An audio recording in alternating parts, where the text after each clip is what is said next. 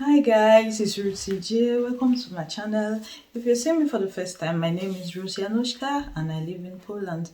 Please do well to click the subscribe button, do well to like my video. So guys, today I'll be doing something different. I'll be reacting to Geography Now Poland. It's a reaction video where I will get to learn more about Poland, history, culture, and tradition. Yeah, I'm a Polish wife. My husband is from Poland, but I want to know more. So I'm excited about this one. So, guys, join me. Let's dive right into it. Let's go. Let's go. Let's go. All right, we've reached Poland. Europe's, how can I put this? Poland knows how to take a hit. It's like...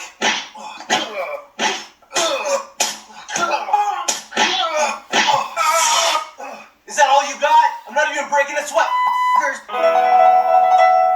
It's time to learn geography now! By the way, this is my buddy Art. He's half Polish. Art, do you know anything about Poland? I know nothing about Poland, but I know my last name means on Friday. So anyway, I have another Polish friend named Conrad who's actually also going to be in this episode. He's Polish and he speaks Polish. Hey, that guy. Well, Art, you can also play Poland in the skits and stuff in this episode. Is that cool? Yeah, I guess so. Alright, cool. Anyway, hey everybody, I'm your host Barbs. Welcome to the Wolverine of Europe. The Poles know how to deal with calamity, and if there was ever a mutant apocalypse, you would probably want one on your team. In any case, let's begin. How to piss off a Polish person 101. Oh man, I just visited Poland. I sure loved that Eastern European country. It's Central European! Yeah, they don't like being called Eastern Europe, even though, I mean, come on, they're kind of more on the eastern side of the continent. And it's... Okay, Central European, Central. The country is located in Central Europe and bordered by 7 other countries. Keep in mind, this little guy right here is a detached exclave of Russia called Kaliningrad. Speaking of which, we already mentioned this in the Germany episode, but Poland shares an island called Uzedam, or Uznam, with Germany in this lagoon. The borders follow some natural boundaries like rivers and mountains. However, most of them were agreed upon after war times. The country is divided into 16 voivodeships, or provinces. The capital and largest city of the country, Warsaw, in the center. It also holds the busiest airport, Warsaw International. From there, the second largest city is Krakow, known as the medieval capital, down south, and it holds the second largest airport, John Paul II Krakow International. And rounding out for third place is the city of Łódź, which means boat, nearly in the center of the whole country. Nonetheless, the city of Gdansk holds the third largest airport, Gdansk International, and also the busiest shipping port located on the Baltic Sea, where much of the cargo comes into the country. Otherwise, their entire sea access is confined to the coastline. They do not own any distant islands in the Baltic. Due to the general flat landscape making much of the north and central parts, Poland is a bustling transport hub with numerous roadways that traverse every single corner into every neighboring nation. Since joining the EU, nearly 2 billion euros have been invested in Poland's rail lines, and high-speed lines are being constructed today. Poland doesn't have any autonomous areas, but if we had to discuss historical and cultural regions, many people may just refer to this general area as Masuria, sometimes even historical Prussia. This general area is Pomerania, that's right, same as the dog, which is where it comes from, and the coastal area is Kashubia, where the Kashubians are mostly found. There's Greater Poland, Lesser Poland, which at the very border has Ruthenia, or Red Ruthenia. Parts of the south are considered Silesia, which are inhabited by peoples that have their own distinct culture apart from the Polish. It's all kind of confusing, and we'll talk more about it later. One thing you have to understand is that historically, Poland had a lot of different types of administrative divisions, and much of it was shaped by war. Sometimes they had more land, other times they had less, and for 123 years they kind of disappeared altogether. Here's Prussia! Russia! Austria! Well, actually, they almost completely disappeared. I mean, Krakow was technically a free city-state for about 30 years. And keep in mind, we mentioned this in the Lithuania episode, but if you want to be incredibly technical, historically, the Polish-Lithuanian Commonwealth had some colonies. Way back yeehaw, when they thought one island in the Gambia, as well as Trinidad and Tobago, would be good overseas investments, making them the only sites that the Polish had colonized outside of Europe. Then what happened? In the end, it was too hard for them to manage, and they sold them off. The end. So anyway, here's some places of interest you guys, the Polish geography, suggested we mention this episode. They have quite a few UNESCO heritage sites. A lot of them are like chapels. The Holy Mountain of Kavarka, the painted village of Zalipy, Chopin's Heart, this rock city, the Upside Down House, Ostruszko Mound, the Carrot House, the world's most narrow house. Tons of cool statues and monuments like these. The world's tallest Pope statue. Tons of World War II sites. It's kind of what they're known for. The most famous one probably being the Auschwitz concentration camp. Of course, there are way too many churches churches like these. This one was where all the former kings were coronated. And of course, there's Warsaw's St. John's Cathedral. There's a bunch of synagogues that actually survived World War II. And there's even a wooden mosque for the Tatar minority in Kruszyniany. There's so many museums and galleries. Here's a bunch of notable ones. And too many castles, but they're very proud of having the world's largest medieval castle in Malbork. Yeah, Poland does not fall short when it comes to sights to see, or things to do, or nature to explore. And that means we move on to the next segment, It is said that the name Poland comes from Polani, which means people living in open fields. Wow. Poland is not all flat and not all plains. There's much more to it than you think. Poland is generally divided into 5 physical regions: the coast, the lakelands, the Polish plain, the Polish uplands, and the mountain regions. Much of Poland's coast along the Baltic Sea is straight until you hit the east and you get these interesting natural formations called spits. We've already talked about them in the Lithuania episode, but basically, spits are thin, narrow sandbanks that divide the sea from another body of water, creating saltwater lagoons, the largest one being the Bay of Puck, the Szczecin, and the Vistula Lagoon, shared with Russia's Kaliningrad exclave. Much of the country inland lies on the flat Polish plain, part of the greater North European plain, a huge open flat segment of Central Europe that extends across multiple countries. Many people say that this is both the blessing and curse of Poland, because although a third of the country is forested, this one being the largest national park, and about a third is arable, making them a powerhouse contributor to Europe's agriculture sector, it did kind of make it easy for outside forces to enter and invade, with little or no natural obstacles barricading the interior of the country. Anyway, within this plain, many rivers like the Notek, the Varta, and the longest river, the Vistula, meander through the fertile valleys, passing through many important cities like Warsaw. In the north side, you have 2 massive lake districts, the Pomeranian and the larger Masurian, which also holds the largest lake of the country, Lake Śniadwy. The further south you go, the higher the elevation gets until you hit the Poland uplands. A little further south on the border with the Czech Republic and Slovakia, you find the 2 main and largest mountain chains, the Sudets and the Beskids, which form the north part of the larger famous Carpathian mountain chain. Here you can also find the tallest peak, Mount Bresse, right on the border of Slovakia. Alright, and that just about does it. Now I need my triple shot of espresso break, and this time, Art is going to come in to finish off the physical geography section. What do you want me to say, Barbie? The next thing on the teleprompter. Now, as you can see by this point, Poland has a lot more than just flat plains and lakes. They even have moving sand dunes in the north and a small desert in Boyenduf, which literally translates to mistakes. Yeah, Poland, deserts. You never think those two would go together, right? Oh, and there's also a crooked forest made up of trees that bend at a 90-degree angle. Many people have theories as to how it got that way. Some say it's natural, some say it was a dude trying to make chairs. In any case, Poland is a major producer of apples, 6th in the world, as well as being the world's largest treacle,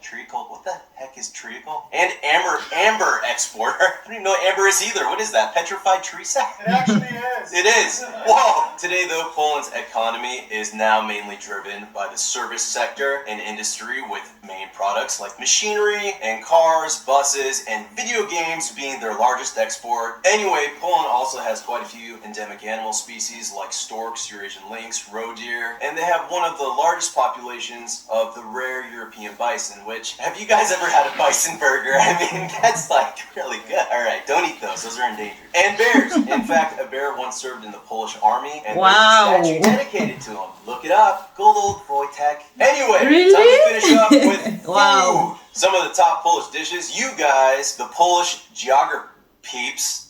That's what I call them, Art. Suggested we mention include things like bigosh, cabbage rolls, galanka pork knuckle, roasted duck served with honey and apples. So many soups like these. But the national dish being sour rye soup. And of course, the most popular dishes many people have heard of, pierogi. Yeah, pierogi. I love pierogi. Krakow-style sausage. And bagels. Yes, bagels originated from Poland, from the Polish Jews. Not New York. But they did move to New York.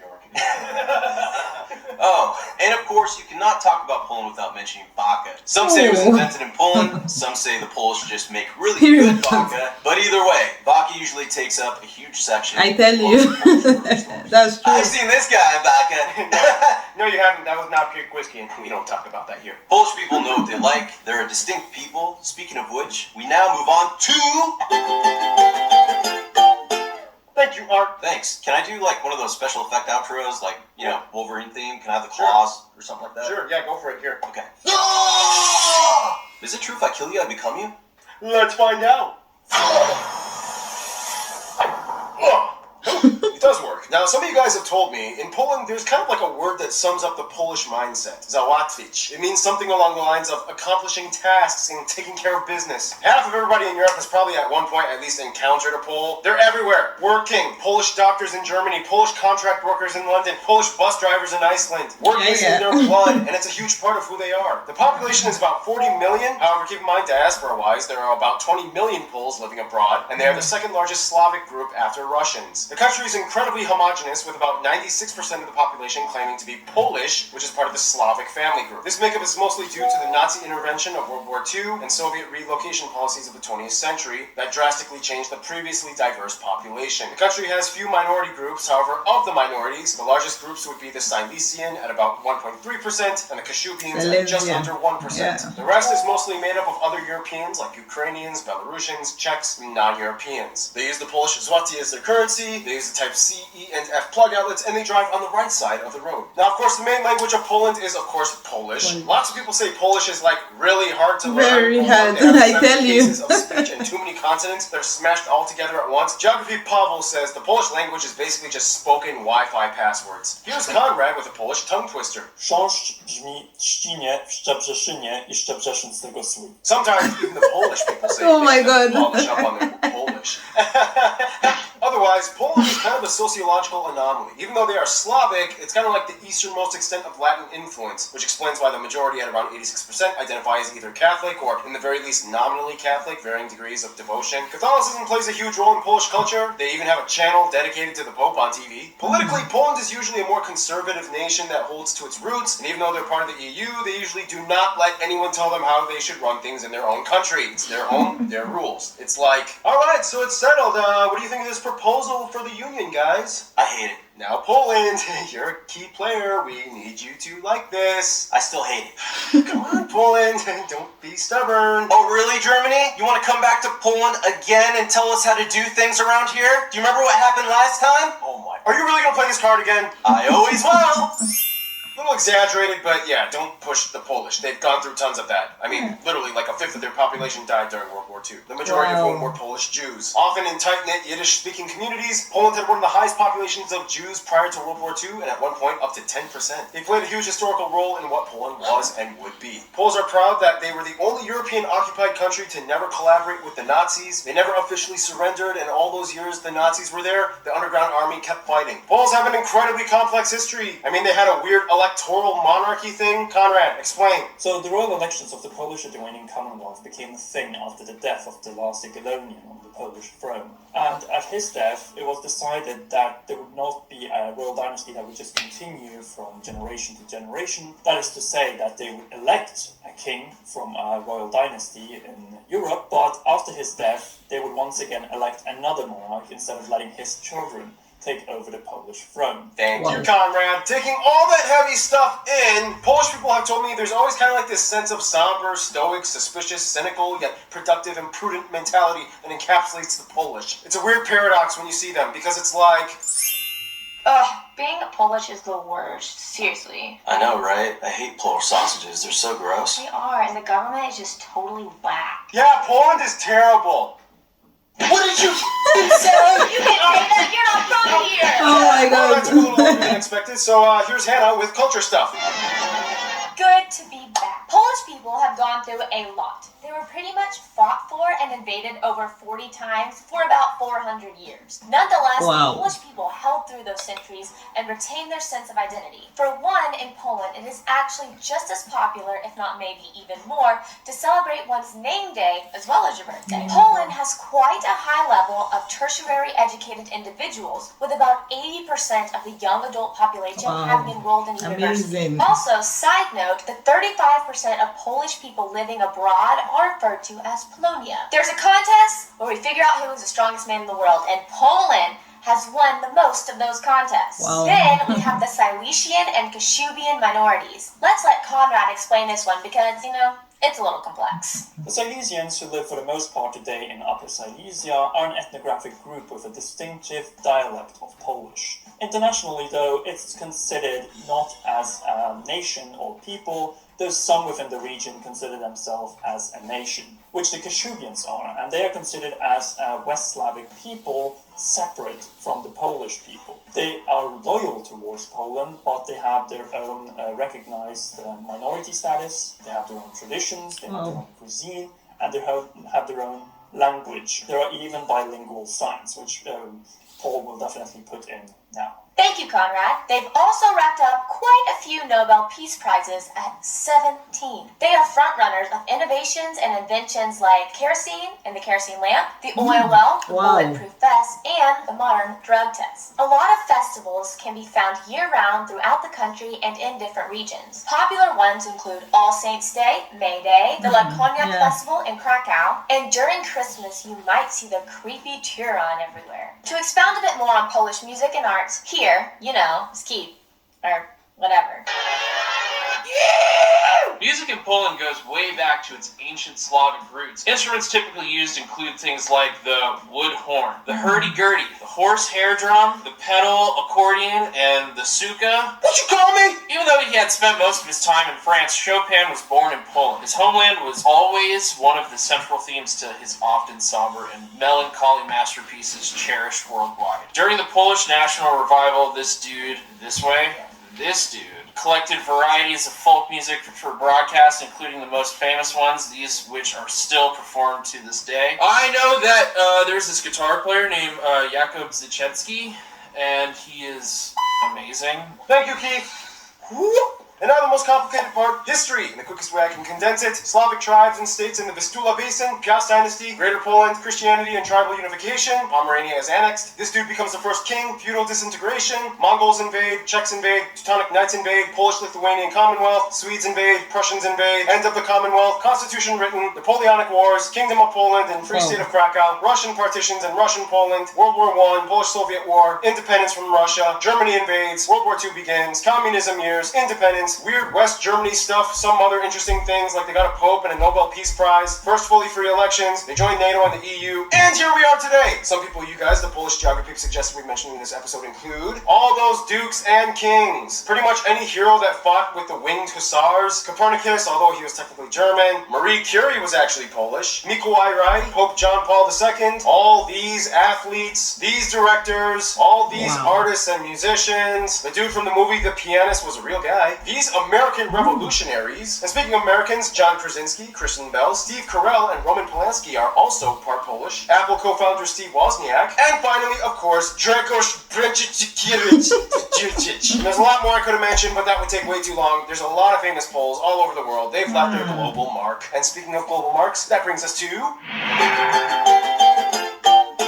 As a central player in Europe for a long, complicated history, it's no surprise Poland has picked up quite an entourage over many, many years of Polish existence. For one, as part of the Visegrad Group, the Czechs and Slovaks are generally considered the close West Slavic brothers. They've had very few wars and conflicts with them. They understand their languages, kind of. However, they both kind of think the other sounds funny when they talk. For Russians, it's more of like a people versus government thing. As people, Poles and Russians get along quite well on a human level. It's just the governments that often disagree and clash. Poland for a while was under the Iron Curtain and Warsaw Pact, which complicated things even more. But as crazy as things get, there is always kind of like this universal Slavic understanding, which is why Ukraine comes in as a pretty close friend. Ukrainians love to come to Poland for work. There is also a fast-growing Ukrainian community, and they kind of share a similar post-communist struggle alliance, although they still kind of don't like how Ukrainians honor the UPA, which is a whole other story. Poland is kind of like Germany's biggest regret that they have to constantly be reminded of literally every day as they are neighbors, but they are the largest economic partner for them as well. Germany does have many bilateral relations with Poland. It's the 21st century, people have grown up and moved on, and the future looks bright mostly between the two. Quick note, Lithuania is like the divorced wife that they remember having some of the best years of their history with. Today when a Pole meets a Lithuanian, they just kind of nod and smile, understanding everything the other is thinking without a single word. Their best friend, however, every Pole has told me the same thing, Hungary. Historically, they've shared some of the same monarchs, heroes. They've always helped each other in times of need. There are many parks and monuments commemorating the friendship between the two. There's even a saying in Polish, two brothers, both to the saber and the bottle. In conclusion, let's get this to Conrad. Conrad, what do you have to say? Poland is a country that has a lot to offer both geographically and has been through pretty much everything historically. It's been an empire, it's been completely erased from the map, And today Poland is a growing and thriving country. I'm sure that the role of Poland on the European scene will only grow. Thank you, Conrad, and thank you, Art, for being in this episode. Stay tuned. Portugal is coming up next, guys.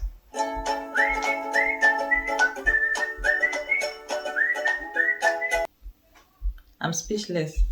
Imagine going through all that in the past, even erasing them from the map and them finding their way back to the map and building themselves, their economy and all that. It's amazing. I feel so glad reacting to this video. I feel so glad learning more about Poland. I am so excited about this one. So thank you so much, guys. Please do well to subscribe. Please do well to like and share my video. See you guys on my next video. Thank you. Bye.